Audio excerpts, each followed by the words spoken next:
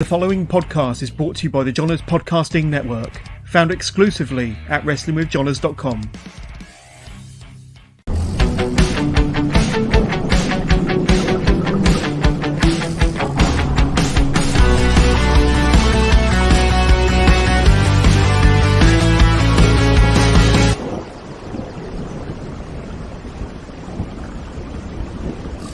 Hello and welcome to the latest episode of Wrestling with Johners Live. And it's not just any old Monday evening. It's not just any old episode of Wrestling with Johners, as if there is such a thing anyway. This is episode 267.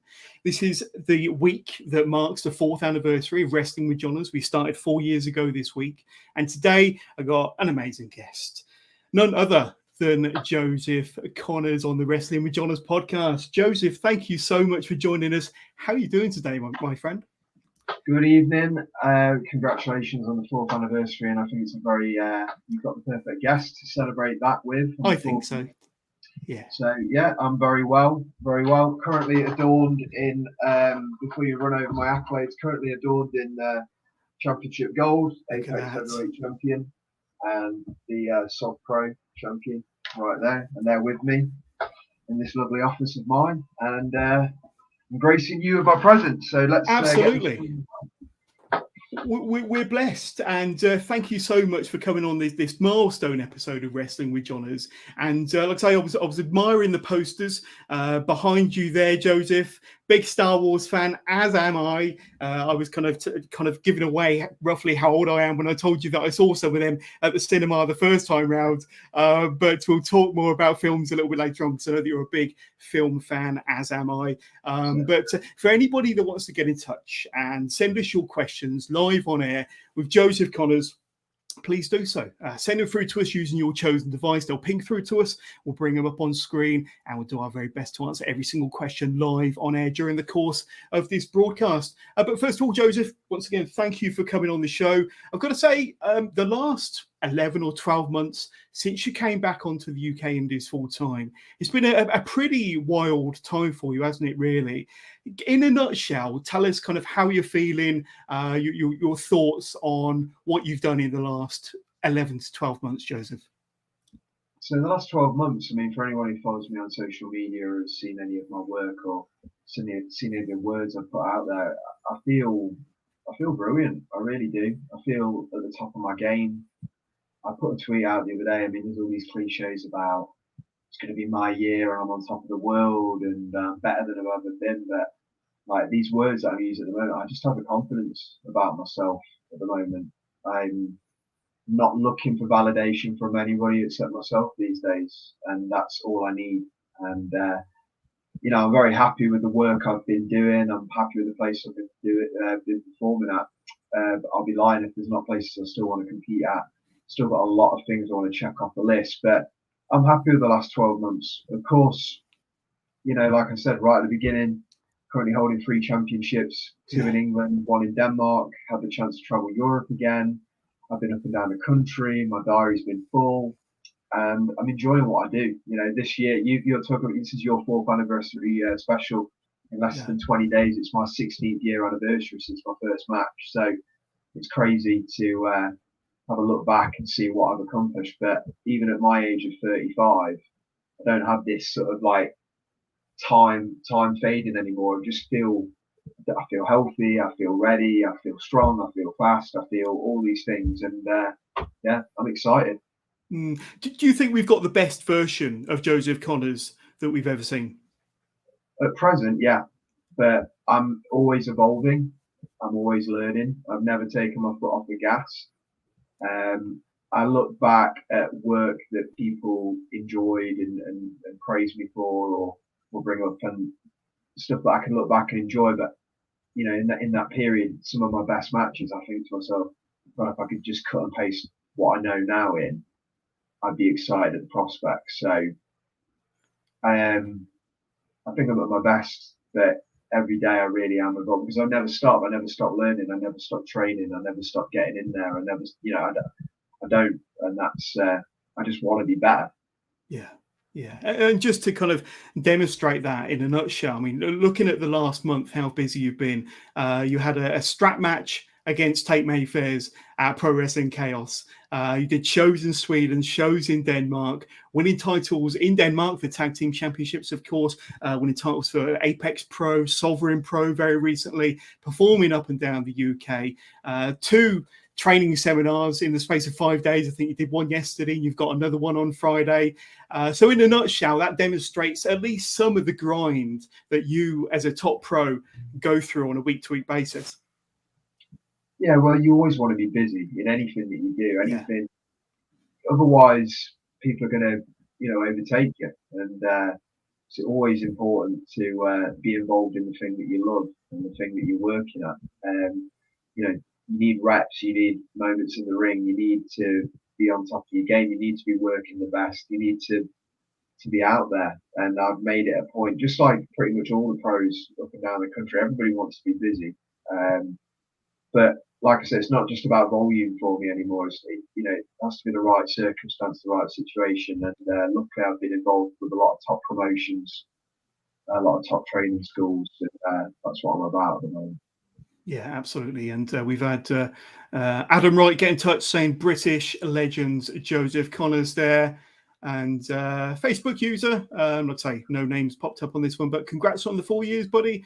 So happy for you. So that's really, really cool. But that brings us to our first question that came through before we went live. It's actually from Pro Wrestling Chaos that said, did you enjoy your Chaos debut, and will we see more from you in 2023? So obviously they're alluding to that strap match against Tate Mayfair's that I mentioned just a moment or two ago, but Pro Wrestling Chaos getting in touch, asking whether you enjoyed your debut for them, and will they see more of you next year? Yeah, simple answer. I absolutely loved it. I had an opportunity to work with Chaos years ago, but the dates just unfortunately never lined up. And I always knew from what I heard that it was a great place to go and wrestle at. And the welcome I got was awesome. The promotion, the roster, the setup's fantastic. I know Tate Mayfair's I don't know Tate Mayfair's personally, but I heard him running his mouth in person and online. He's good at that. Skilled competitor, but I'll be lying if I didn't say I enjoyed getting my hands on him. I've also, I've got many enemies, but I've got a few alliances as well. And Danny Jones, there, Pro Wrestling Chaos champion, he's very skilled. He's very talented. We're going to be tagging up November 26th, which is, like I said to you, my 16th year anniversary, against Tate Mayfair's and Mulligan. And there's a lot of high stakes involved there. And I'd be lying if I didn't say that I want to carry on my working relationship with Chaos into 2023. So I think I'm very hopeful, and I'm very, very, very hopeful that we get the victory there. And I don't see why Chaos won't want to keep working with myself. So 2023, I would say things are looking likely, but I'm not in complete charge of that destiny. But definitely, I have nothing but good things to say about Chaos. I think anyone who's experienced the atmosphere there, in the audience, it's got that sort of rock and roll kind of vibe about it. Very homegrown fans, great roster, great diverse set of talent as well. So definitely want to be a part of Pro Wrestling Chaos going forward. Absolutely. Just because I think Tate will probably be watching this one, here's some shots, some little clips from that strap match, and putting Tate through the grind there. He was obviously trying to beg his way out of the match there. I don't know, but good on Tate. Tate, if you still want greatness, Tate, this is greatness. But Joseph Conners had you on that day. Certainly did. Absolutely. And coming back onto the indies, I think you probably had your first match either late last year or early this year. But obviously, you're in charge of your own schedule once again. You're your own booker. You can kind of choose where you work, who you want to work for. Like I say, you like to keep busy. But is it quite liberating and quite exciting now that you've got that freedom again to be able to kind of spread your wings, go wherever you want and work for whoever you want and work on your schedule? Is it quite fun and liberating after a few years of not having that freedom? Yeah, it was exciting. I mean, when I first joined WWE, I was still able to work for certain independents. So I was having a relatively busy schedule, like some of the guys and girls involved on the same roster. So I was still touring up and down the country and fulfilling my WWE commitments. And then, of course, not only did WWE wrestlers suffer it, the whole world suffered the thing that we've all experienced, COVID. So that 2 year or 2 year sort of shutdown for independent wrestlers, and I was one of the lucky people to be under a contract at that time. And then coming back after COVID and just fulfilling WWE dates. And at the time, I wasn't really actively in the ring in WWE, so I really had a hunger to be back out there and getting that opportunity. Like you say, there's always that bit of trepidation. It's sort of learning the waters again. The scene's changed as it always should. It's always secular. It's always moving. There's different men and women coming up, different promotions coming up. Some people I've worked with before, in terms of bookers and promoters, and just sort of learn. I was learning who was trustworthy, who I could put my stock with. It took a few months to kind of wade the waters a little bit, but it was nice being able to go, okay, I can go back to Italy now. I can do other things outside of wrestling if I choose to do them, if an opportunity comes up. So those were the exciting prospects, and I'm very fair. I think if you work with me, I'll be honest. I just expect people to be the same with me. That's all I ask. If the honesty and the trust is there, then I'm fully on board, and I try and give as much as I can, whatever I do, whatever endeavour of life I'm involved in. So, and I've just asked for the same for the people I work with. So, yeah, I think those first few months it was sort of interesting, exciting, a bit scary as well at times, but I think I've got a lay of the land over the last few months, especially. Absolutely. And a quick shout out, if I may, to Elliot93 and Elliot Marriott, who did this fantastic graphic to help us celebrate the 4th anniversary of Wrestling with Johners, and our guest, Joseph Conners. And Elliot's actually been in touch and sent us a question via Twitter a couple of days ago. Since returning to the independent scene, you've definitely been doing some of your best work. Do you feel like you are where you want to be right now? And are you working towards a bigger goal, or maybe returning to the mainstream scene overseas? So are you where you want to be right now? Obviously, you're always evolving, always looking to improve, progress, move forward. What's the kind of the plans or the goals as far as where you are right now and the immediate future? I think anybody involved in sort of anything in life, whether it's entertainment or any job, you always want to be moving up the ladder, because I think you'll get stagnant and you'll plateau. So the difference is now that I look back at my life and my career so far, and there's been many a times that even when I achieved certain things which were big milestones, at least for me, never really took a moment to enjoy them. It was more a case of what's next, how did I do, what am I doing tomorrow, what have I got next week? Yeah, that went okay, but what, blah blah blah blah blah. And there's still big parts of me that has that now, but I take more time to enjoy things now. But I'd be lying. It's interesting. I was talking to somebody the other day about this. I think, when I got into the wrestling industry, I was 18. And then I would say that I really started to take things a lot more seriously, sort of in my early to mid 20s.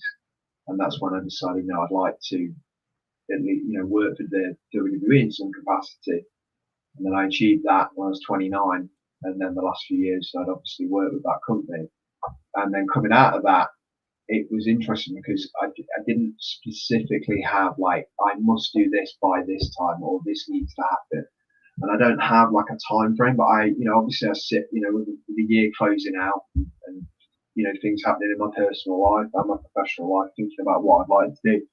There's definitely some promotions in this country that I'd like to be a part of, and there are opportunities abroad that I'd like to at least explore and see if the possibilities are there. So, I mean, I can't confirm anything yet, and with wrestling, everything, until you're actually holding a plane ticket in your hand or you're standing in the ring, nothing's guaranteed. But I'd like to put something together in the States.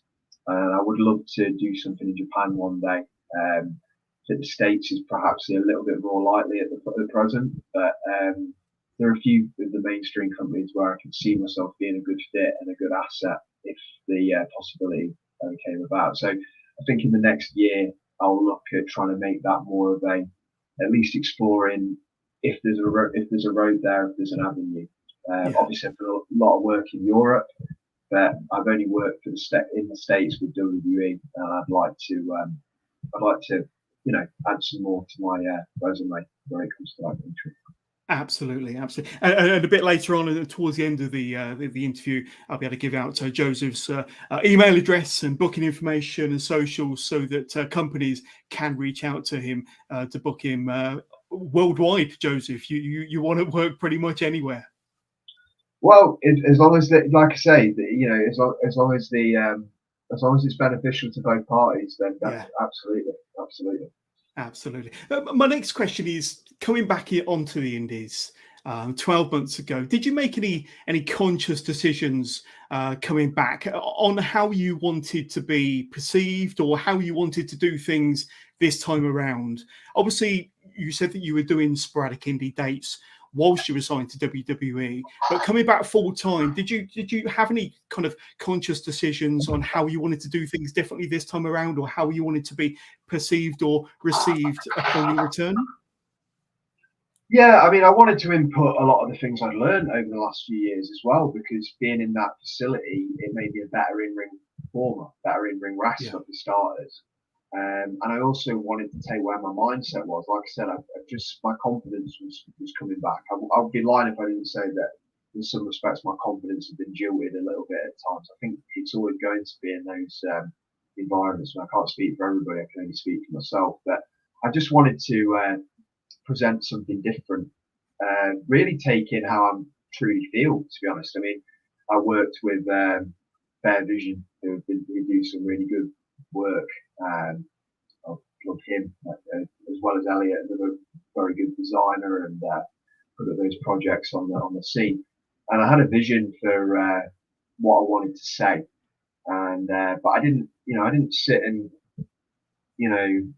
write my memoirs out or anything like that. I just sort of wanted to get a camera in my face and just sort of express my feelings and express my feelings towards myself, because I've got a lot of inner dialogue, and I had a lot of thoughts over the last few years. So I just wanted to present who I am with the volume dialed up, because I'm not always dialed to 11 every day of my life. But when I'm in a professional wrestling environment, you have to be. So I just wanted to take that confidence, put my insecurities out there, and let people know, look, I'm smashing through those now. Yeah. And I don't really care. I don't really care what anybody thinks. I mean, there has been times in my life where I have cared, whereas now I have that. There's so many talented people out there, but I consider myself to be one of them. So why would I lie and say that I don't? I'm not going to hold back and worry about what certain people think or blah blah blah. Because for every positive comment you get, you're going to get 2 negative ones. It's just a case of not focusing on any of that and just focusing on yourself, making yourself better. Doing the things I set out to do the best to my ability, and that's what I've wanted to put out there. Absolutely. And you mentioned Bear Vision, and they've done a couple of videos for you. One in particular, which I noticed on one of your socials, was the one with Riley Nova sitting in the chair, and I think you played the devil on one side of him and the kind of the angel on the other side of him, and there was various kind of negative phrases that the devil, Joseph Conners, was telling Riley Nova on his right, and then on his left the angel was telling him the more positive phrase or the positive equivalent. And some of them phrases almost kind of made me think, well, are these phrases, are these things that you may have been told throughout your career, certainly as a younger wrestler, an up-and-coming wrestler? Was this a little bit of a reflection of what you've gone through as a younger pro, maybe? Well, the whole Bread for Better concept is the fact that you hear these things about paying your dues, climbing the ladder. How many young, even people, oh, you've got to work for you're experience. A boy in a man's world.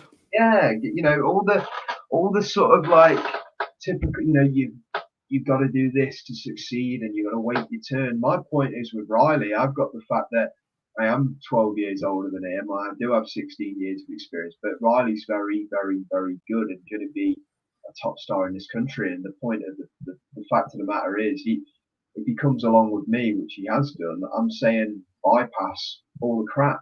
Don't take the roads that I've taken. Take the road that I'm on now, because you don't need to wait you know, we don't need to play this game. And that's what it's about. It's giving him that confidence and in revitalizing my confidence.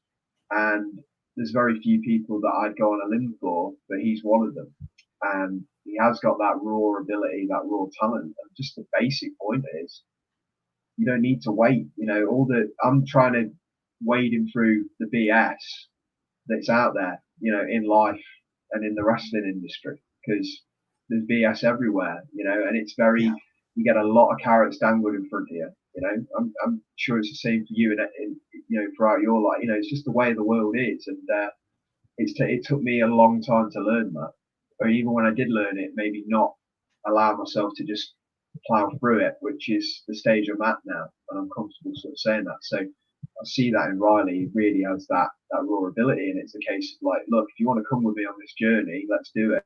You know, because you know, if you look over, like you were saying, you know, if you look over my career, I've had very few tag partners and stuff. I've had associates, but he's someone I'm willing to go out on a limb for. Whereas in the past, maybe I wouldn't have done. Yeah. And I've seen Riley perform a few times. He's an exceptional talent. Got a great look. Like I say, he's must be 6'2", 6'3". A great guy as well, really, really good nature. And to have you as his mentor or to be under your wing is definitely a benefit. And like I say, to walk him through all the BS or to avoid all the minefields that you may have gone through, and to give him that extra advice is going to pay dividends. But I'm not sure how old Riley is, but I know he's got an exceptional future. But where do you think kind of the limits are for somebody like a Riley Nova? I don't think there are any limits. I think the only limitations that we have are the ones that we give ourselves. You know, it's, once again, it's a cliche, but sometimes there is no glass ceiling. Like when I first started, John, like, you know, the person I was, there was, you know, the wrestling scene was a lot different in this country, and the thoughts of going to WWE, I remember people that, you know, I will never go to WWE, this will never happen. Or, I mean, who would have thought that? I mean, look at the contract situation now, not just in WWE, but AEW, Impact, NWA, MLW. Look at, you know, the crowds ICW continue to have progress. 1PW's come back. You know, Sod Pro, all these kind of companies. Look at the landscape, and this is after a worldwide, you know, pandemic. So for anyone to think that nothing, you know, you can achieve what you want to achieve in this, I really do believe that. You know, there's different routes for everybody. At one time, there was a very linear path, or it seemed that way. Whereas in 2022, you know, who would have thought that a few years ago that after sort of Impact and TNA, who would have thought that there would be another major professional wrestling league like there is now, you know, like AEW. So people would have never predicted that. People would have never, I mean, 15, 16 years ago, I mean, obviously, yeah, it's finished, but who would have thought that WWE would have started an NXT UK at the time? Or even the NXT system in itself, you know, a national product and a developmental program that's now got a nationwide national TV deal. So nothing, you know, the only limitations Riley could have are the ones that he could put on himself, and I don't think they're there. So I'm excited to see him prosper, because I think he offers something different as well. Like I say, he's tall, he's strong, he's athletic. He can put some sentences together as well, which always helps. And I've got a lot of faith in him. So everything as well in his own life, in his own personal life, anything that he's put his mind to, he's achieved it. And that's quite, you know, that's a really admirable quality. Yeah, he seems very balanced and sensible, and like you say, very athletic, got a good size, got a good look about him, and having you kind of there by his side is definitely going to pay dividends. But we've had a few people reach out already. Let's have a quick look. My britwres journey, Chris Lappin, and he was actually at your seminar yesterday. Loved the seminar with Joe yesterday at the Island Temple. Really insightful, learnt so much. It was great, really supportive group, and I somehow did a handstand into a front roll at his age. So well done, Chris. Congratulations. And we've had Adam Wright, reach out again. Any advice for someone who's just starting and just over a month into training in how to come up with a character in wrestling? So I know they say that the best characters are like an extension of your normal self, just turned up somewhat. But any advice from yourself who's had to kind of build your character over the years, Joe? I think it's just a case of, like you say, if he's just started and he's over a month into training, obviously focusing on the fundamental side of the training. And I think the more you get into it, and the more you're, Adam's obviously a wrestling fan and someone who pays close attention. I think it's looking at gaps in the market as well and seeing what, like you said. I mean, it is an extension of our own personalities. If you try and be somebody that you're not, a lot of the times people can see very much through that. I don't think the days of I don't think, like myself, I don't consider myself a character. I just consider myself, like I said, I don't walk around my house with Joseph Connors all the time, but there's very much part of me that has the wrestling side of me in my personality. So I think it is just a case of finding things inside of you, things that make you angry, things that make you happy, things that make you upset, things that make you feel euphoric, tying into those emotions. Because that's what wrestling's about. It's about making other people react and making other people emote and tapping into those connections. So just taking things from your own personal life, past experiences, maybe people close to you, and seeing if you can meld that and make it, like you said, borrowing a line from you, dialing it up. Yeah, absolutely. I want to take a little bit of a dive into your kind of love for pro wrestling, especially maybe from a young age. Did you have any heroes or who was quite influential on you when you were a young wrestling fan then, Joseph? Well, I mean, when I first got into wrestling, I got a brother who's 8 years older than me, so he's in his early 40s now. So his era was, the early 90s, and as a kid, I remember having very small exposure to pro wrestling. He had the figures and some of the tapes and stuff like that. And then after like I said, my brother's quite a bit older than me, and pretty much grew up predominantly with my mother. Because my parents divorced when I was quite young, so I didn't really have a lot of exposure to pro wrestling. Didn't have Sky Television or cable television or anything like that.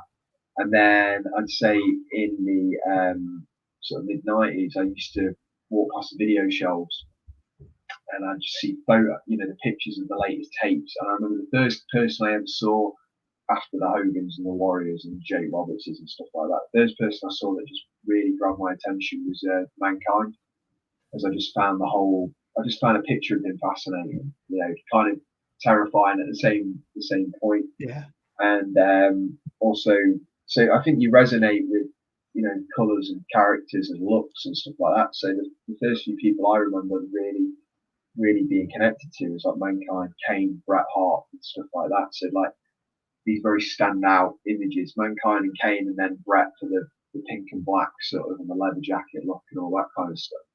And then when I started to get more exposed to pro wrestling in my sort of teenage childhood, wrestling became very mainstream again, even British television. A lot of people who may be listening to this, and I'm sure yourself know, it came into Channel 4, came into terrestrial television. So at that point, the more I got into it, like I said, my favourites were the Kanes and the Mankinds and stuff like that. But I think when I really started when everybody filtered away from wrestling, when there was a bit of a drop-off period, and then me and a couple of people kept watching it. I remember when WWE was, really heavily doing their DVDs before the network, I got the Eddie Guerrero DVD, and just listening and watching his story and seeing how he grew up and the backstory, seeing the road to where he came from, that was inspiring.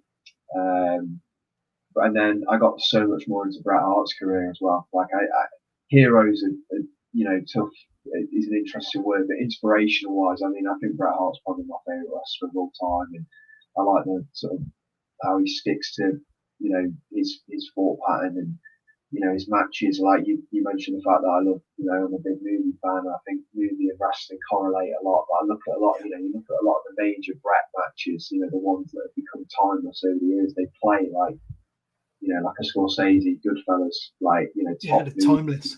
yeah, they are. Like, you know, Brett Piper, Brett Mr. Perfect, Brett Shaw, like Brett and Owen. Like, you could just keep naming. So he's someone for me. And then, of course, you know, excuse me, from a European standpoint, how could I not, you know, look at someone like William Regal as well and getting to meet the man, and I owe the fact that I got signed from him and stuff like that. So those are massive. I like the word inspirations, but you know, those are guys that stand out as well. Yeah, absolutely, absolutely. And did you always know that you wanted to be a pro wrestler? Was that an ambition or a desire of yours from an early age, or was that something that came more into your teens? When did you kind of have that realization that this is what you wanted to do? Yeah, not at all. I mean, like, as a 10, 12-year-old kid growing up in a small village in the East Midlands, how do you become a professional wrestler? You know, that doesn't sound viable. What I do know is that if I look at everything I've ever been interested in, it's always been, you know, sports, movies, art, music, film, you know, like lots of people, but I always liked, you know, like being a bit of a fantasist, I guess, you know, Yeah. going into a bit of a different world. And I love I love the creative aspects of things. I was always better at, you know, writing than I was multiplying and doing maths and science. I was always better with my words and interesting creative aspects. That's where I've always gone to.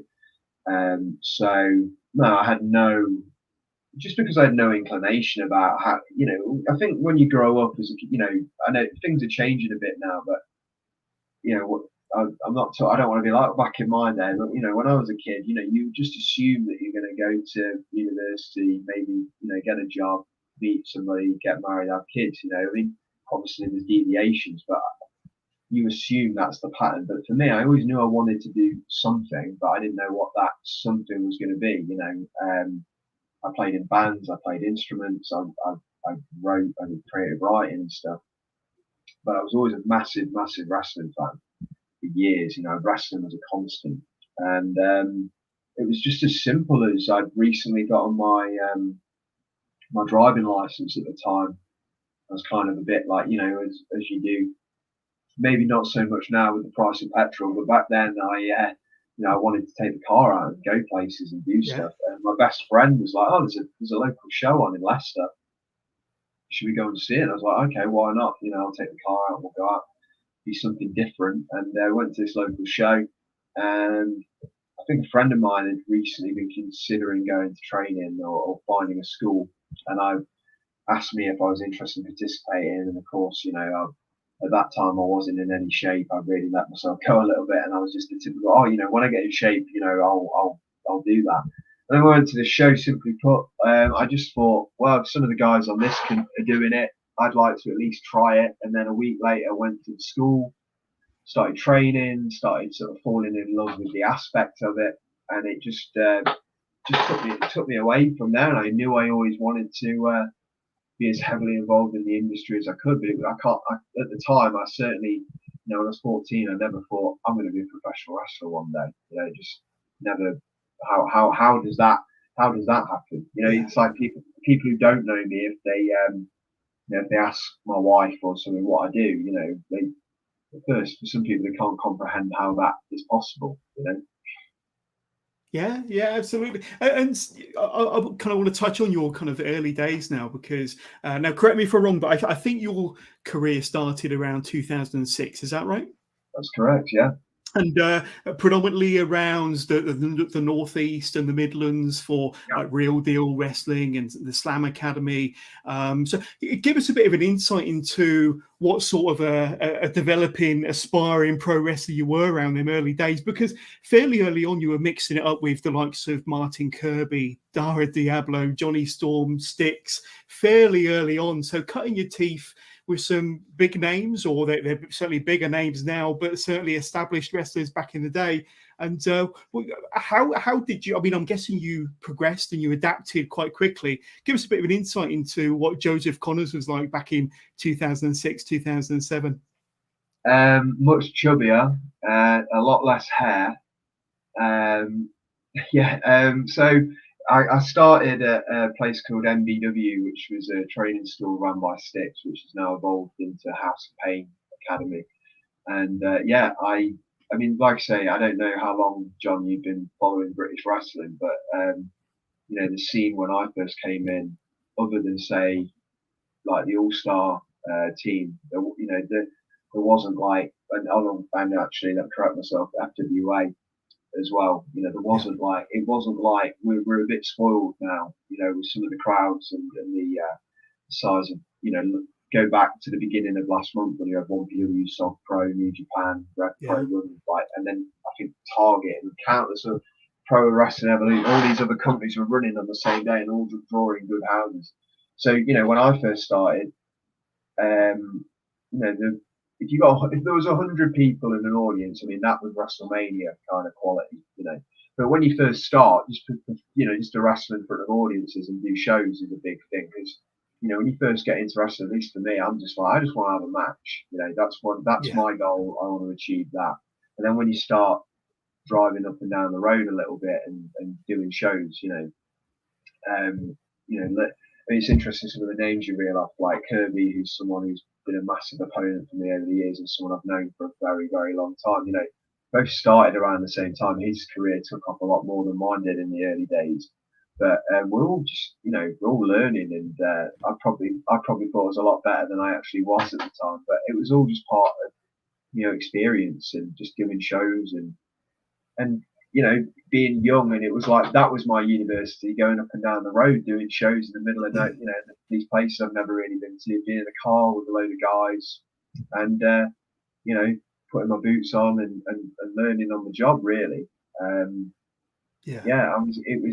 It's weird, you know, now that, like I say, 16 years this year since I had my first match, and thinking back, but it's the typical thing, like you don't really. They were fun times, but I think, like I said to you earlier on when we were speaking, I think really when I look back at things, it wasn't until I was probably like 24 when I really started to up my game and take things a lot more seriously. I was you know, a decent hand for the experience I was, but if you compare me to say someone like Riley now, I was nowhere near in his league. Though I will say maybe the tools and some of the things weren't as readily available to us. You know, we were, like you said, the names you just reeled off there, myself, Kirby, Dara, John, you know, Johnny Storm, Sticks. Sticks was probably only about 5 years in at that point. Me and Kirby would have been about the same. Dara was maybe about a year ahead of me, you know. So none of us were like, you know, we weren't on Anderson, Tony Blanchard, Ric Flair. You were cutting your teeth at the same time. Yeah, absolutely. Yeah, and you mentioned that you didn't really feel like you were finding your groove until you were about 24. That was actually going to be my next question. But I mean, I think a pivotal time for yourself would have been around about 2010, 2011, when you started to get booked more for the likes of NGW. That was a fairly new company at that time. I think they came about in about 2008, 2009. Did a few gigs for All Star. Southside came your way as well, and you started to work a lot for Southside. Would you say that was kind of a bit of a pivotal turning point in your career, about 2010, 2011, when these companies started to come around and you started to get more bookings with those sort of groups? Yeah, definitely. I mean, in that time period is when me and Paul Mayland started tagging up as an act called the Predators. So me and Paul had wrestled against each other a lot, especially when I first started. Paul was about a year ahead of me, and somebody I looked up to when I first came in, and we wrestled against each other a lot. And then we formed that tag team, and that's when we started to get a bit of at the time, you know, a decent bit of like notoriety, and we got, you know, we were lucky to.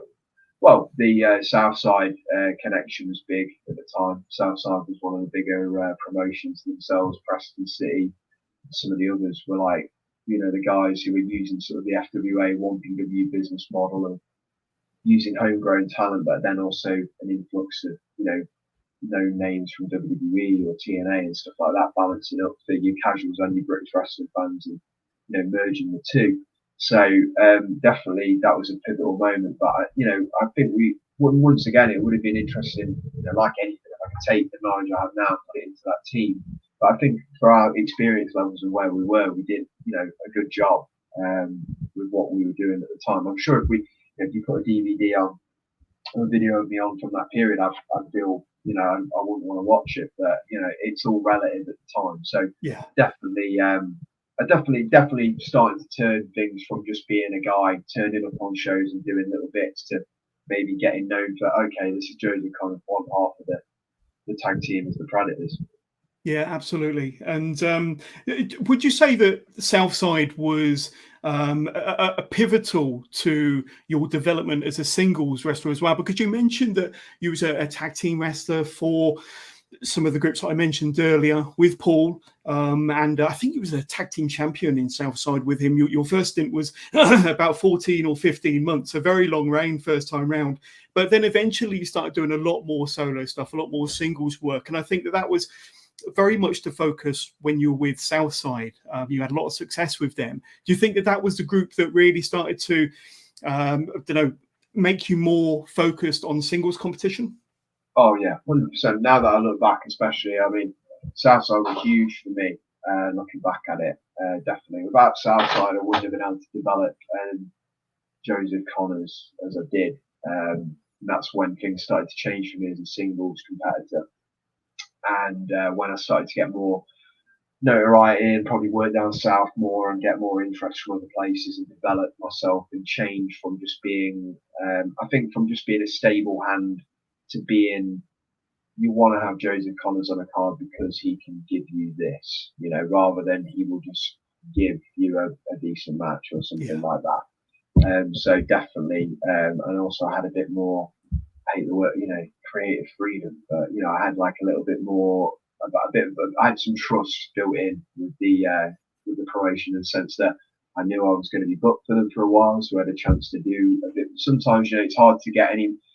Sometimes you'll get brought in for a place for a one-off or two bookings, and that's fine. But obviously, it's hard. If you watch a Monday Night Raw or a SmackDown or a Dynamite, you get weeks, months, perhaps years to tell a story and develop a character. If you're watching me for the first time, I've got to come through the curtain and let you know who I am, with no commentators and just on my entrance kind of thing, and in that match. So Southside, I was booked pretty much on all the cards and could develop and learn and add elements to the character, to me, to not the character, to the persona that I am. So Southside was massive. Yeah, like I say, they were a fantastic group that really allowed you to find your personality and to hit your stride as a performer. You're a former 3-time Southside heavyweight champion. I think you wrestled pretty much all the imports they brought over as well, former WWE stars and kind of all the great North American names, and all the top UK names as well. So they gave you some wonderful opportunities. And any fond memories about maybe some of the imports that they flew over for you to work, or some of the UK names? And I know you wrestled Spud in a career versus title match just before he went over to the States in about 2016. So you had some 2015 actually. So you had some really memorable opponents and some memorable matches as well, Joseph. Yeah, huge. Some that stand out. Sky Too Hotty at the time and sit still because he was somebody that I would watch on TV, and is still a massive star to this day. And so getting to wrestle him and be on the receiving end of the worm, as a fan, it wasn't the best experience at the time. But it's a bucket list thing, isn't it? Yes, I've taken the worm. To be in the ring with him. And then, years later, I'm at the PC in America, and there he is, and he remembers me and stuff, and that's cool. I got a lot of respect for him. Big thing for me was working Hardcore Holly, because I knew the reputation of Bob Holly is a badass. He's not the guy a lot of people want to fight with, and I wanted to wrestle him because I wanted to see if I could hold my end of the bargain against him and see how tough I am, basically. And I wrestled him 5 times in different, not just Southside, but different promotions. And he was a really, he didn't take it easy on me in the ring, but he was a big supporter of mine. Like he gave me a big confidence boost in the sense that he appreciated who I was at that time and wanted to go against me. And and he chopped the living what out of me. But, he doesn't hold back, does he? And he shouldn't. And I certainly didn't want him to. But he, that was a big, that was big being with him. Spud's another guy that you mentioned who I've got a lot of time for. You know, sometimes he talks a lot, you know, but as I do. But I've got a lot of respect for him. He helped me massively in terms of he gave me a sort of second sort of like learning curve. I went to him during those periods I was talking about when I evolved my game. I did a lot of training under him at the time and wrestled him a lot. And I got a lot of respect for what he does in the industry. I think he's very adaptable. I think you can learn a lot of lessons from him. I don't think I mean, he gets a lot of credit, to be fair, but like, Yeah. He's a very smart guy, very smart, and he truly loves this industry. Yeah, he's very switched on. Yeah. Oh, wow, God, yeah, maybe one of the most switched on people I've met in terms of wrestling. But yeah, he was another one. He was a big part of my evolution. Yeah, absolutely. And for anybody watching at home live, and we thank you for joining us for this special episode of Wrestling with Johners with Joseph Conners, our 5th year anniversary special. Get in touch. There's still time for you to send in your questions. Let's say get in touch using your chosen device. They'll ping through to us and we'll bring them up on screen. We'll answer them all before the end of this episode. But Joseph, I want to talk to you about WCPW because I think that promotion came around in 2016 and you were there from the off. You were there from the very beginning. And I think you've probably got a lot of fond memories from those early WCPW days. You were their second ever champion. You had some fantastic championship defenses against the likes of Joe Hendry and Drew McIntyre. You had several matches with Drew McIntyre and others. But a lot of people kind of hark back to those WCPW days. And I've even seen on Martin Kirby's social pages saying, you know, what fond memories he has of WCPW. And he was one of your classic opponents in that group. But give us your kind of recollections of your time with that group. And I know they changed to Defiance. And I think they kind of dropped off the scene about 2019. But for that 2 or 3 years, there was something special there, wasn't there? Yeah, it's crazy how much that resonated with people. You know, when I go abroad or the people who recognise me or talk to me, obviously people, you know me from doing some WWE stuff, but what culture is always the stuff that people will really tap into in terms of, you know, a lot of people are like, you know, my first exposure to you was WCPW and I love that run. And at the time, like, I remember going into the first What Culture shows and not really knowing a lot about What Culture until somebody, I think it was Gabriel Kidd, they said, oh no, like, you know, look at this, like, look at the reach they've got on YouTube and look at like the history of this channel, you know. And once again, I said to you before, you know, you hear a lot of things. The amount of times I've been told our promotion's going to be on television or we're going to be doing it, you know, or you're going to be in the ring with such and such and blah, blah. You know, you have to keep your feet on the floor. But What Culture was the first time I was on holiday. Actually, I just wrestled Parkour Holly and I went on holiday. I remember my chest was red raw. People thought I'd been in some kind of bloody, like, Wolverine had been at my chest. I think. You know, I remember looking at my phone when the first episode aired, and it was the first probably time I'd experienced like that kind of Twitter, you know, in terms of my feed, like that kind of blow up, and realizing, okay, there's an audience for this. And yeah, I love that What Culture experience, that run. I mean, it's such a shame that it fizzled out in quite a short period. But that, especially that first year, I think for a lot of the guys and girls who were involved in it in that first period, you know, like myself, Rampage, Kaylee, Nixon, Yule, Kirby, Gabe, you know, the list is endless of the guys and the girls. But like, it was, you know, really special, and they did a good job of, you know, someone like myself, I was in a very prominent role. I got to, you know, I featured with a lot of the top UK talent, and that match me and Kirby had, you know, I think we stole the show on a card that had, you know, massive names on it, and we got our match commentated by Jim Ross and Jim Cornette, and the atmosphere. If you go back and see that reaction when I beat Kirby, it's amazing. You know, people were pissed I was walking out with that title belt. Obviously, I was elated, but the people in the audience weren't too happy, and it was a real reaction. We had something with that promotion, yeah, and it's a real shame that it disappeared. But no, it was a really good time. It really put the spotlight on a lot of guys and girls and we did some really cool stuff there. I mean, I think guys like I think I wrestled Cody Rhodes, maybe one of his first appearances after leaving WWE on that first run. You know, I mean, he went to What Culture. That was a big, that was a big deal. Like, they had him, and you had Kurt Angle main eventing shows and stuff. I mean, you had Bret Hart introducing title belts. I mean, it's literally Ricochet and Ospreay doing their thing. Yeah, 100%. Yeah, I mean, Drew had had his run. Like so many guys, Kaylee Ray, all these people. Like it was huge, and I think anyone who was a part of it definitely is misses that that promotion for sure. Absolutely, lightning in the bottle, if I can get my words out. But I want to talk to you a bit about WWE now, and I think British wrestling fans, their imagination was really captured when the very first United Kingdom Championship tournament came around in early 2017.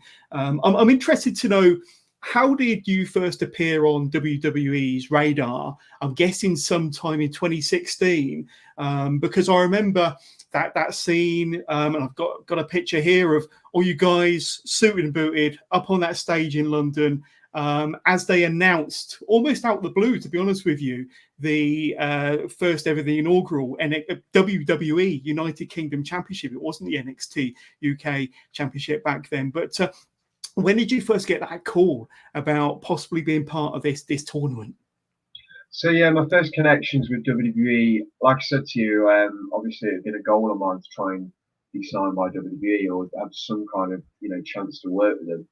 And I'd always heard that once you hit over 30, that's going to be a struggle. So I was 29, and I really was like, okay, I need to really start seeing where this, if I can get anything going with this. So I did some seminars with Dave Taylor, who was fantastic. Really, he gave me some advice, and I think he put in a word to one or two people about myself, which I really appreciated. And he's probably one of the funniest people I've ever met.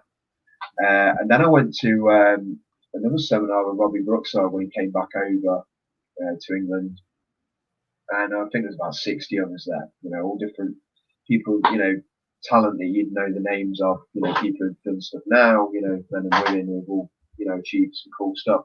And I think Robbie, I may have met Robbie in brief passing at All Star, but there's no way, and I don't blame him, he would have remembered me at the time. But we just did this long seminar. He asked me a question. I think he mentioned that he knew something about me, and then we did some different drills, different techniques. I think I just managed to do a couple of things that stood out on that seminar. Had a chance to speak to him afterwards. He asked me to stay in touch, which I did. Obviously, the man is a very busy man. Got a lot of things going on, and I would email him and keep him up to date with what was going on. And then I think I was getting ready to send an email to the talent relations people at the time, and I thought I'll just send. I think it had gotten to that point where I hadn't heard back from Robbie, not in a bad way, but like I said, he's busy. I wasn't expecting him to get back to me on time, so probably the emails from me stopped a little bit. And then I put together like an email that I was going to send to the talent relations people because it was getting closer to this dreaded 30 number. And I thought, okay, I'll just send it to Robbie before I send it out and see what he said. And then it just happened to be around the time of like April when WWE come to England, and he asked me if I wanted to go and do some like extra work. So obviously I checked my calendar and was like, yes, I would like to go and do that. There was only 4 of us there, which was cool. Got a chance to meet William Regal. Did a tryout promos at the O2 in London, and then just once again asked to stay in contact. It wasn't like, oh, let's sign you up to SmackDown right now. It's just, okay, thank you very much. Had a chance to meet Mr. Regal, and then What Culture basically happened after that. So I was pretty busy anyway. 2016 was a good year, but I still tried to keep in contact with William Regal, sending him information and matches. And I think I was in line for a November tryout as well, and then that didn't come off. So at the time I was thinking, okay, maybe you just tell yourself, okay, it's not this time. And I was, like I said, I was enjoying my independent stuff anyway, and things were going well. And then think it was November or December, cold evening. I'd just come out of training. I was with the Sarge, actually, of all people, coming out of training school, and then my phone had a call, and it said Stamford, Connecticut on it, and I thought this is either WWE or this is the world's worst cold call. And I remember I had a really, like, my mobile phone. Anyone who's listening to this who knows me, I always have trouble with mobile phones, and this mobile phone was like hanging on by a thread. It kept dropping out, and William Reed was on the phone to me, and all I'm thinking is, oh Jesus, like, this phone's going to die on me, kind of thing. And he just mentioned the fact that there was going to be this tournament. Would I be interested in being part of it? And there wasn't loads of details at the time, so we're putting it together. And of course, like, this is what I've been working towards. And then, not long after that phone call, that photo you just put up where Roy Johnson's eyes are closed. There he is. Yeah, there he is. Roy's eyes are closed, I believe. There he is. We've got a better glimpse there. Yeah, they're definitely closed. And then, it all just like a whirlwind. It all just kind of started to happen, and then the tournament was January 2017, and that photo was December 2016. So it all just happened very, very fast.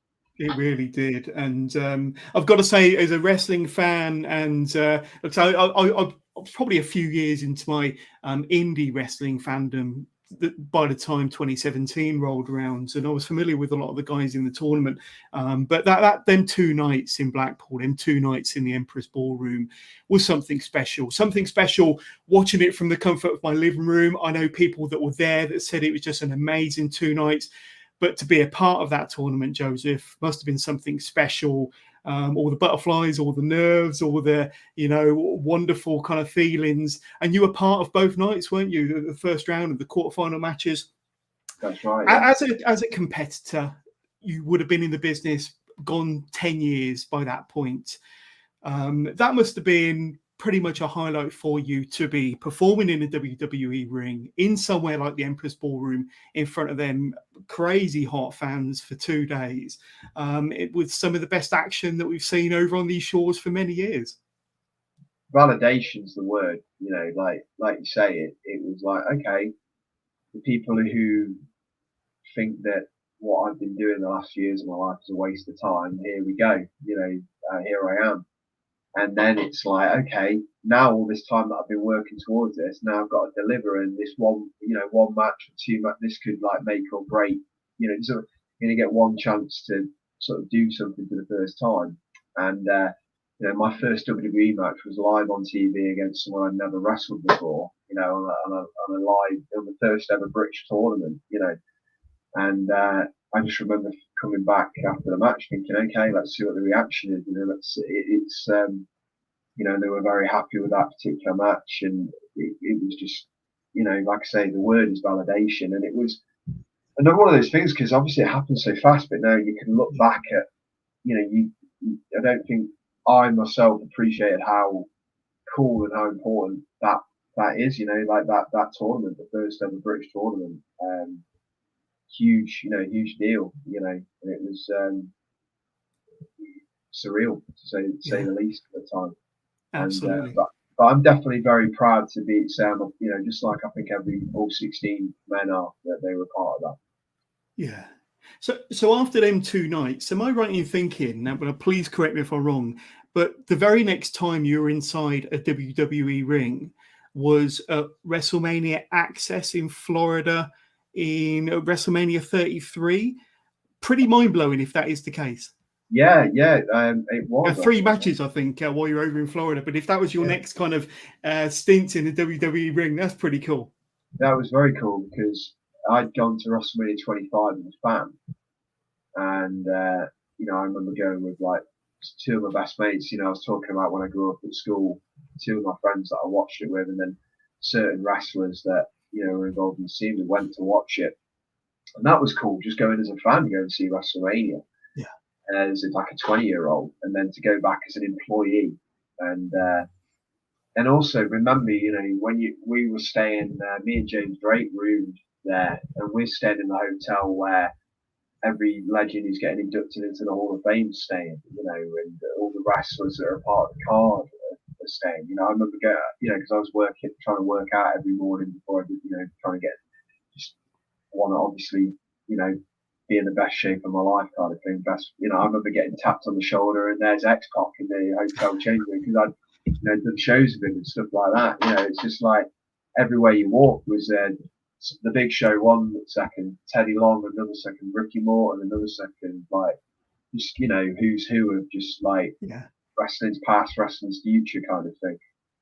So yeah, going to do Access was really cool, really cool to be out in America, and obviously it was in Florida that year, so I got to go to the PC and be a part of that. And yeah, really at that point it feels like, okay, things are happening. You know, this is what I've been working for. You know, so let's get stuck in. This is the dream. This is the dream. Was you already signed by then, Joseph? Yeah, I was signed. I was signed at that point. I was signed, from what I remember, for a certain amount of appearances, and then because of what I did, I ended up going over those appearances. I was, you know, there was a few of us in that group who, you know, I got to do like a run of SmackDown house shows and things like that, and which was, you know, I did like a 7-night tour, I think, with them, which was cool. And then after that, when they decided, okay, well, we've got these guys, and we'd like to develop this program, but we don't quite know exactly where we're going with it. You know, obviously it formulated into what we know as NXT UK, but I assume that was always going to be, you know, it's hard. Things like just saying, okay, we're going to make a new brand or a new chain of anything, it doesn't happen overnight. So that's why I was still working independent. So it was weird because, you know, I had one week I'm in Florida, and then the next week I'm in Sheffield in a working men's club. You know, you know, I have one foot in the door and one foot out, and that's kind of what it always felt like a little bit. So, you know, it's different. You know, like if you're an American, you're an NXT roster member at the time, you're an NXT roster member.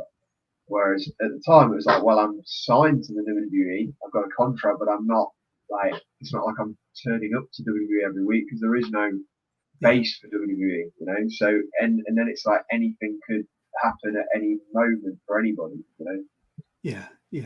I'm not going to kind of break down everything you did in NXT UK, but just some of the kind of bullet points. So you wrestled at the Royal Albert Hall in the second ever UK tournament. You wrestled at the Download Festival, WrestleMania Access, as we just mentioned. When the WWE toured the UK, you were part of their live events, and you're on 205 Live, I believe.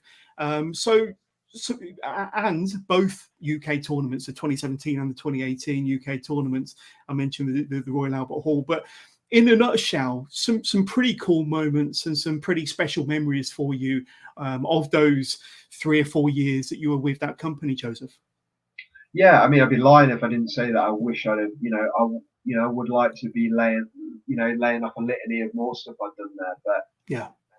No, I mean, definitely that first year and a half, 2 years, especially, getting to be on a SmackDown house show tour, you know, on the road, on the buses, 7-8 nights. That was awesome, you know, being on show. You know, I mentioned someone like Kane, you know, like I grew up watching Kane, you know, there I am on a card with him, you know what I mean?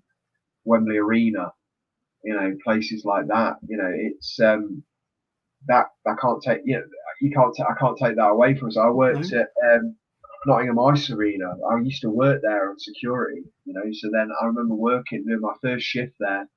I did an Ant and Deck takeaway bloody evening on the door, and going, wouldn't it be cool one day if I wrestled here and then get to do that? And that's the kind of stuff where so fixated on, I need to do this, I need to be in better shape, I need to get here, I need to get there, rather than just going, that was awesome, I did that, you know, like did 205 Live at the O2, you know, and that's a huge, you know, it's massive. I think we had the match, 1 or 2, I can't remember if it was I did 205s, so I can't remember if it was the first or the second one, but we wrestled like just after AJ beat Jinder Mahal, you know, for the title, you know, like, I mean, just little things like that, you know, and yeah, it was all, you know, that's awesome. I mean, I wish I'd have been the one, you know, winning the first tournament or the second tournament, but that wasn't, you know, that it wasn't meant to be in that particular run. But as I said at the beginning of the call, I'm not counting myself out of anything at the moment. But no, I look back and I'm very proud that I got to achieve I got to do those things.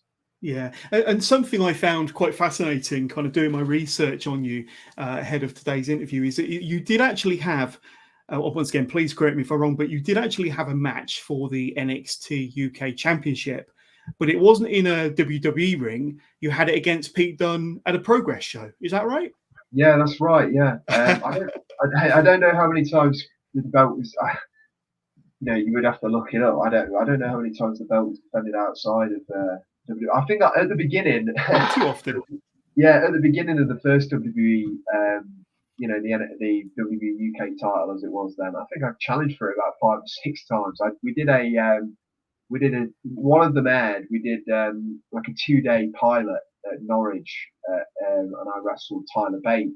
It's a match I've never seen. I don't know what it would look like now, but we got a standing O for the match we had. But yeah, I mean, and that never aired. I wrestled Wolfgang the next day, and that did air. It's probably on the network. It's I think the main event of the show was Tyler and Mark, and then I think that sets up Pete and Tyler for the big title match they had in America. But that was we did those shows thinking, okay, this might lead into the weekly television show, and then that didn't happen at that time, and then it would be later on. Yeah, I remember them episodes. Yeah, they were kind of one-offs. Yeah. Yeah. So that was cool. And I think I had 2 challenges at WrestleMania. Maybe I'm one of the guys who challenged for the belt the most amount of times somehow, but just never got my hands on the thing. Yeah, really, really fascinating. We've got a few more questions that came through before we went live. Okay. And let's just bring this one up from Wrestling Life via Twitter. Any funny stories about Ilya Dragunov, Ginny, or Saxon Huxley? And I've got a very similar question, so I'll flash this one up as well. Tell us the most funniest NXT UK story backstage. So do you have any kind of funny happenings, funny stories that you can divulge, maybe relating to Ilya or Ginny or Saxon? And I know you worked with Ginny a lot towards the end of your WWE run, but anything you can tell us on the podcast? Well, Ilya Dragunov is Ilya Dragunov. He is like a Russian cyborg. So I didn't really get a chance to see a lot of Ilya outside of the ring. But Ilya Dragunov, and what you see on TV, I'd say is almost like the toned down Ilya Dragunov. He's a cyborg. He's a different level. Intense. Intense. But I like respect his. I respect what I got when we were doing our reps in the ring. I got in there with him and stuff like that, and I appreciate what he brings to the ring. And obviously he's having success. But yeah, Ilya is definitely an interesting personality. Saxon Huxley inside wrestling is one of my favourite people. Love Saxon. He's another character. I roomed with Saxon a lot. So the thing with Saxon Huxley is, and I just find him amusing in any situation. So I could just look at him and I find him amusing, and he could be doing the most mundane kind of he's also one of the most intelligent people I've met, but also at the same time can then be the most stupid people I've met either. He's just a very, I'd love to walk around in his brain for a day. I've heard that about people like Jeff Hardy. I think the same with Saxon. He's another guy who, he is money. He is, he's very talented and very interesting. Trying to think of funny. I'm sure there was I'm trying to think. The moments of I remember just being around some of the people, just the normal things that the TV days are long, just traveling to an indie show, you can be backstage for a long time and stuff, and you make bonds with people, or you make, you gravitate towards certain people, you don't gravitate towards others, but just playing card games, playing games, having laughs, silly little stupid things to make the time go easier and stuff like that. There must be. I'm trying to think of something that might stand out, but that's all right if you can't. No, it's all right. I would tell some Sam Gradwell stories, but I wouldn't want to incriminate him too much. But he is probably legitimately the funniest person I've ever met. If he had like a show, he'd be like, I think he's in the wrong industry sometimes. I think he should have his own like sitcom or something like that. He's a storyteller. Oh, I love Sam. He's a legend. Having Sam Gradwell basically sat around telling stories, and also Mark Coffey's William Regal impression was always very entertaining, which I think he did for William Regal in a promo class, which was very impressive. He's another guy who was he just made me laugh. That's Scottish. Fantastic. Another question that came through before we went live from Richie, good friend of the show, via Facebook. What are some of the key learnings coming out of WWE NXT UK that you have brought or bring to the Indies? I mean, obviously, from a cliche answer, which I don't mean to, I'm trying not to make it, but like when you're learning from, like, for example, William Regal or Shawn Michaels, you're gonna like just watching William Regal explain something and showing you his facial reactions and shit. You like, he can switch the light on like that. You know, he is just, you know, I don't need William Regal doesn't need me to endorse him, but like, you know, just the little things that he would show you, and God, you know, just so incredible. But I think like a lot of, you know, I got obviously during COVID, after COVID, and during the pandemic when we were allowed to train, you know, we were pretty much training with Johnny Moss and James Mason, two guys I've got unlimited respect for, and like just learning a lot of the old like British techniques and British style that I've never really had, you know, other than little bits, you know. But when you're in the ring with two of the best at it, you know, I like taking, I'm not saying I'm in a James Mason or Johnny Moss category, but I like bringing some of that into what I'm doing now, because a lot of people don't do that style, you know. So I like bringing that in. I also, Robbie Brookside was another one. Just his like, just the way he could deliver a facial and his analogies of wrestling. I don't want to say too much to be like give a, you know, but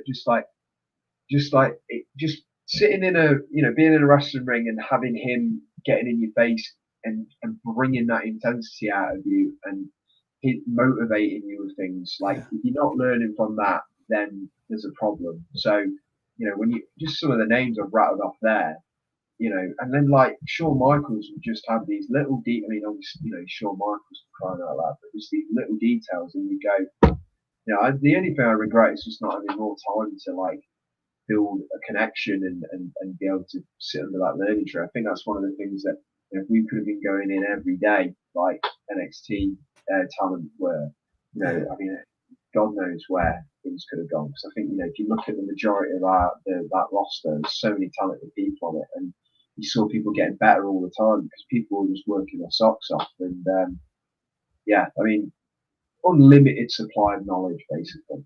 Yeah, absolutely. Well, we haven't spoken a lot during this interview about NGW.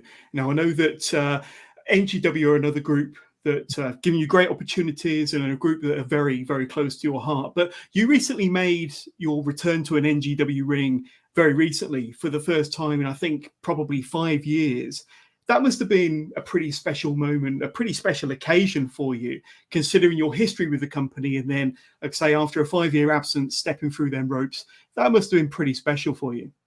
Yeah, New Generation Wrestling, I think, are one of like the unsung promotions in terms of, you know, Twitter and Facebook and all these kind of mediums and stuff. I mean, like, such an awesome promotion from their setup to, I mean, the whole City Hall was like their regular big show environment. I mean, awesome shows. But I mean, when you've had like, you know, Nathan Cruz, Splash Morgan Webster, Rampage Brown, Adam Maxter, myself, Liam Slater, Hitchman, all these kind of people. That's just a brief run through, and some of the homegrown talent they've provided, and the storytelling details, and if you look at their work, some of it's probably still on YouTube. Their camera work and their sort of broadcast quality. I loved NGW, still love NGW. I have a lot. That was something I remember, like getting in the car, going down to go there, going, I'm looking forward to this. This is going to be awesome, and it was. They, you know, I think there was about 800 in attendance that night. Same weekend that GCW were in the country as well. And you know, once again, it's all variables, but not, NGW have an online presence, and that doesn't mean that it's it's a place I'd say to any wrestling fan. They've got a little bit of everything, and it's a very, once again, diverse. Different kinds of wrestlers, different types of talent, different stories. There's a bit of something for everybody in there, and I think that's the perfect encapsulation of what a wrestling show should be. And NGW, fantastic in my opinion. Brilliant. And as we start to wind down this episode of Wrestling with Johners, I want to ask you about your passion and your love for film and movie and cinemas, because some people may or may not know that I've got an affinity with films. I used to go to the cinema from a very, very young age, worked in the cinema industry for 17 years up and down the country as a manager of multiplexes. But anybody that knows you will know that you are passionate, you are an avid film fan, and you see films on a regular basis, a lot of the new releases. Where did this passion for movies and films begin then? Well, I just think there's a huge connection, isn't there? I mean, when you watch Beyond the Mat, for anyone who's seen that, I mean, the first thing Vince McMahon says in that way when he drinks that water, he goes, "We make movies," And I think wrestling to me, a lot of the things that I think of for myself and great stories, there's such a connective tissue between that and great film. I mean, I guess it was over 10 years ago, I got a card to go into the cinema. What I found was I'm a very, my brain is always going 10 to the dozen. It's one of my biggest attributes, and it can also be a detriment. So where a lot of my creative thinking comes from. But I found the cinema is one of the few places I'll turn my phone off and I'll turn my brain off and I'll just watch a film, And I love, very much like as a wrestling fan, like for you, if you see a great wrestling match and there's just something about it, why do we watch wrestling? Why do we watch two men or two women or whatever, compete? And why does it have such a strong resonance to it? Why will I still go back and watch Bret and Owen from WrestleMania, for example? Because it leaves me with an attachment. And it's just the same thing about film. Like when I see a good movie, I just feel I'm excited. I want to share it with somebody. I just love that element. I think the real world can be at times can be a really horrible place as well. I think a movie is a great escape. And I like seeing films where I learn about a subject matter that I had no interest in or little knowledge of. I mean, I'm not going to show you this office, but behind me there's racks and racks of DVDs behind me. All different types of films. It's much like music. I don't really shut off to many. There's so many genres, and I like. I love a Scorsese or a Tarantino classic, and I can also chuck on a popcorn kind of type film. I think. For me, it's just that I think, my whole life, especially my adult life, has been wrestling. And you need other outlets. I think it's important. Yeah. And film is just one of those things I have a massive passion for. Not saying I could just write a screenplay tomorrow, but I know what I enjoy, and I like disappearing into that world. During COVID and stuff like that. When we had, when I was just. We were all sort of locked down, but we're allowed to go on walks. I did a lot of running, a lot of walking, and I couldn't listen to loads and loads of wrestling stuff all the time because I couldn't do it. So so I just delved into the world of film, and I'm one of those people who, if I watch a movie, I want to learn about it. So I'm straight on that IMDb trivia page or what have you, and finding out about that kind of stuff. And that's a big interest of mine. Really fascinating. And like I say, leading up to Christmas, you got all the big blockbusters being released through November and December. And then, of course, we've got another big year of a film next year. One film that I'm particularly looking forward to, I think it's coming out this Friday, is the next Black Panther film. I think it's Wakanda Forever. And that just looks amazing. I saw Black Adam the other day while I was in Exeter. So some good films out there. Some good. Do you like? You said you like a mix of films. Do you like the kind of the Marvel or the DC, and like you say you like the Scorsese? You really do like a good mixture of films, do you? Or have you got a particular favourite genre? Yeah. I mean, I feel for me personally, like I will go and watch. It's also I'm married now. Which I've mentioned a few times over the ring to prove it. You know, I'll, you know, a date night, I will go to the cinema, and Yeah. I mean, there's so many. I got into the Marvel films later on because somebody I was with at the time wanted to go and see one of the Avengers films, and I like to see films. I'm a completist, so I like to see something from the beginning. I like those films. I enjoy others more than, you know. I think sometimes they can be quite formula at times. Yeah. But you know, some of my favourite films of this year has been more of the films that you don't hear about. Like there's a film called Licorice Pizza that I absolutely loved, made by Paul Thomas Anderson. And then there's, I'm trying to think, Nightmare Alley, which was really good. I like, but like I'm not, you know, the last film I went to see was Black Adam. You know, I went to see Halloween Ends. You know, I'll go and see. You know, when we were in London doing those the training camps and doing the tapings, you know, I got Rampage Brown to get one of those Cineworld cards, and me and him would just go and see just about anything and everything. You know, just to pass the time kind of thing. So it's I'm into all sorts. I mean, like my shelf here is just like there's so much. You know, there's like Memento, then there's Swingers, then there's Clerks, and there's, you know what I mean. There's all sorts of stuff here. So it's yeah, mixed bag for me. Brilliant. Final question for me then. Like I say, you're 20 odd days away from your 16th anniversary in the business, so many congratulations for that. But have you got one or two really proud moments, or what are your top couple of proudest moments that you can really kind of, you know, hold with pride to the end of your days to say, yeah, I did that? So far, definitely me and Martin Kirby in Newcastle. Yeah. First ever pay-per-view I ever did, in there with someone I've got unlimited respect for, and one of my actual friends inside the industry, someone I actually consider a friend. Signing my WWE contract, being a part of the first tournament, wrestling at the O2 because I had a match in front of two people in that building to then pretty much like, you know, a massive thing. Yeah. Probably my first paid gig outside of this country, you know, wrestling a regular schedule outside of the country as well, getting paid to you know, go and wrestle abroad. You know, wrestling people I grew up watching. I mean, that's the cool thing. Now you ask me, I think I've had a chance to really look back at things and go, yeah, I've done some, you know, Royal Albert Hall. You know, Yeah. that's a Incredible. massive deal. You know, when you think about it. And I think, you know, there's a lot more that I'm ready to. I've got more stuff I want to add to the list, but 100%. yeah, definitely.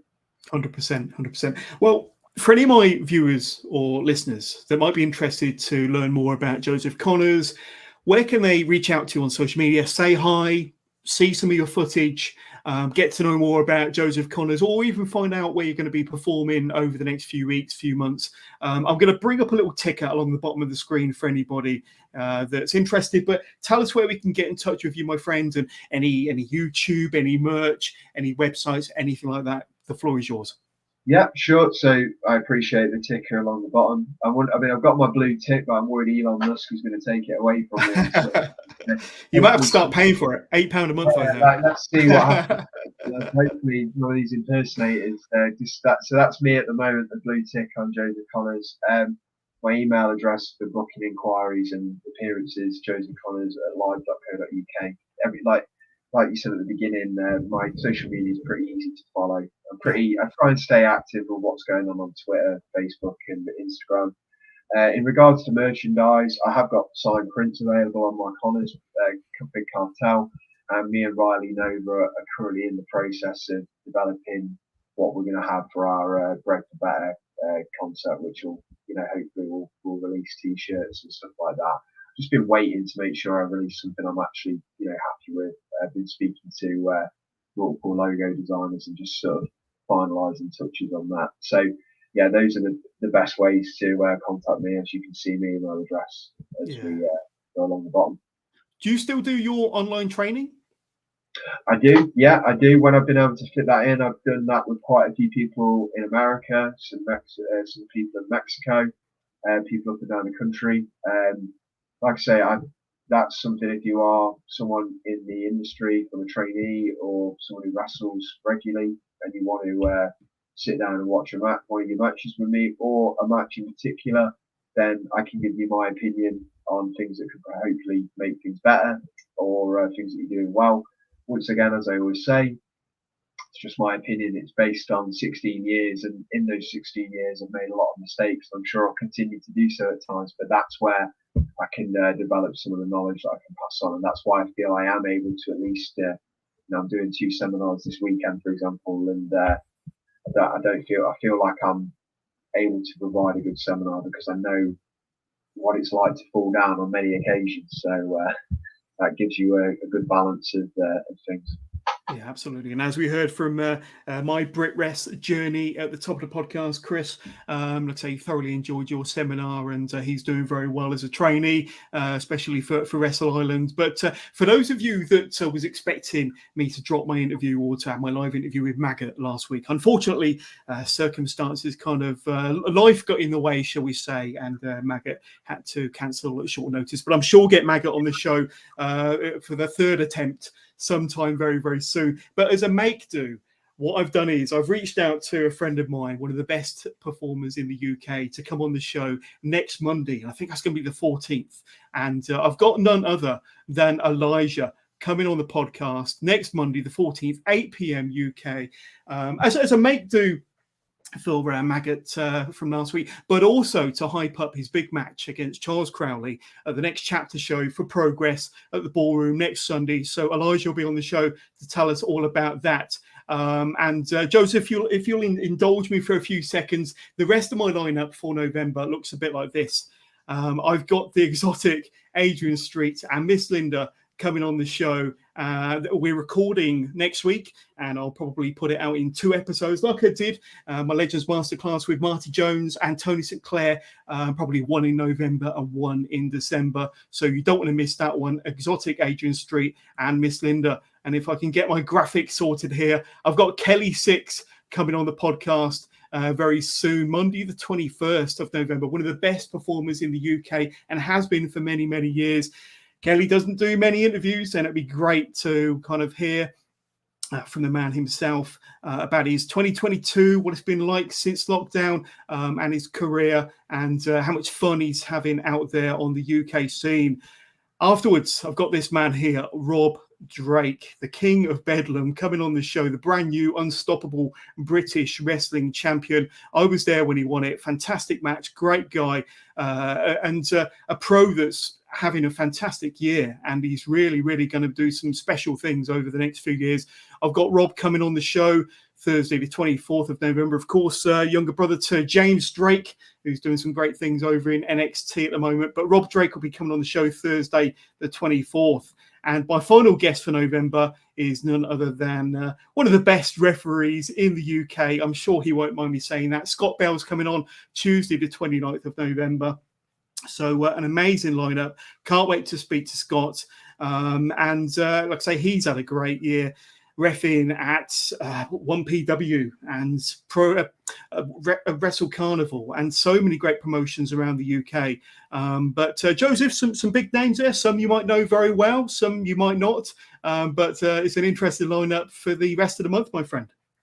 You've got a hell of a lineup there. I can't say that I've ever beaten Adrian Street because I've never wrestled him, but I can say that I've defeated James Drake, who's Rob's brother, and I think Scott's counted many a free count for me winning before, so I've got some connection with some of them. But yeah, that's a hell of a lineup. You've got a very diverse lineup there. So that's cool. Certainly is. It certainly is. So make sure that you're subscribing to us on YouTube, Twitch, following us on Facebook to get all the updates and to watch all these interviews live. But Joseph Conners, it's been amazing speaking to you for remarkably nearly 90 minutes now, and it's gone by in a blink of an eye. But really appreciate you coming on this milestone episode, episode 267, our 4th year anniversary show. I hope you've enjoyed yourself as much as I have, but thank you for your time, my friend. I really appreciate it. You're very welcome. Thank you.